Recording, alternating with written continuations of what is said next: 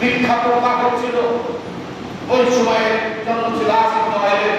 যারা আছে তোমাদের আসিফ নওয়াই, উনি সবসময় মানুষের সাথে বলে বলে বেড়াতো যে তোমরা মুহাম্মাদের নতুন ধর্ম অবলম্বিত হচ্ছে, তোমরা মুহাম্মাদের ওই ধর্মের তোমরা দীক্ষিত হচ্ছ।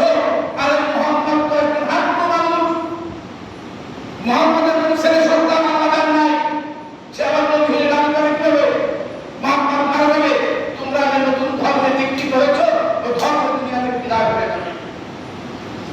এই বলে বলে বেড়ায় আসিফ নওয়াই।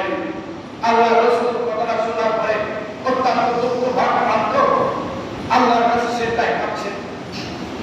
তো আল্লাহ আসিফ নওয়াই তাদের মতো লোকজন আমার নামে অনেক কথা বলে, কটূক্তি করে, আমার ইজ্জত যায়, আমাকে ছোট করে ফেলে,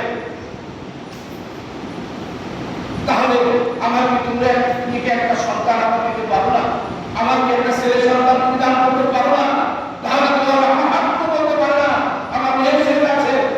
আসিফকে বলে ওর মেয়ে আছে, মেয়েদের বিয়ে হলে চলে যাবে, রাসূল একদিন নবী একদিন মুহাম্মদ একদিন মরে যাবে, দুনিয়া থেকে ইসলাম বিদায় হয়ে যাবে।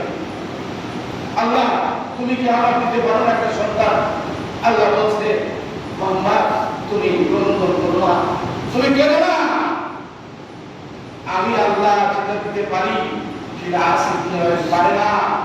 তুমি দেখবা ইসলাম থাকবে দুনিয়াতে, তুমি থাকবা, তুমি যদি চলে যাবা তোমার ইসলাম থাকবে পৃথিবীর সৃষ্টি থেকে শুরু থেকে শেষ পর্যন্ত ইসলাম থাকবে। আসিফ নওয়াই থাকবে না, তোমার নাম থাকবে, তোমার নামে দুরূদ ছাড়া কোনো নাম থাকবে। তুমি তোমার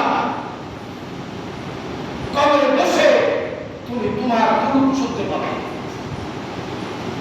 আসিফ নওয়াইয়ের পরিচয় কেউ দেবে না, আসিফ নওয়াইয়ের কেউ কোনোদিন নাম ধরবে না, তার নাম মানুষ ভুলে যাবে। তোমার নাম জিন্দেগি থেকে আর মুছে যাবে না, তার প্রমাণ তুমি দেখো। মতান্তরের কথা আল্লাহ রাসূলকে যখন আল্লাহ ডেকে নিলেন, সেখানে